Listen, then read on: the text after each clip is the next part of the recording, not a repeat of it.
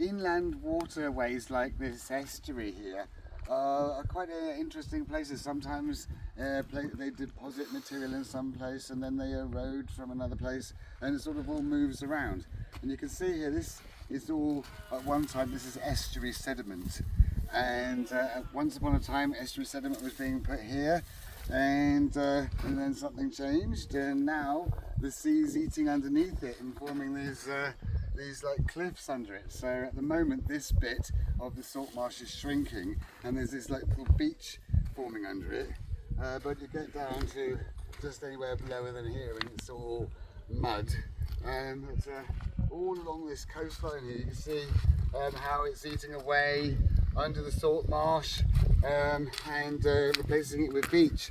But at some time in the future, then it will happen again, that material will be deposited here, and then there'll be a salt marsh again. It's always just a dynamic, changing environment. And just along here, you can see how it's like made a little bay, all filled with the rocks and everything. And so it's eating under here. This must have been an area with less kind of bound roots holding the mud together. But here you've got this very hanging, overhanging little headland here, and it just goes around with all these like swamp plants. And here you've got a total change of environment down to kind of a sort of estuary beach, seaweedy environment.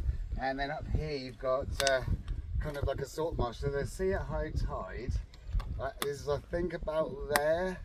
So as you're working up this whole bit, you get more and more salt tolerant plants the further down you go, and right at the top where it just gets covered a little bit by sea, and you've got all sorts like salt tolerant meadowland plants.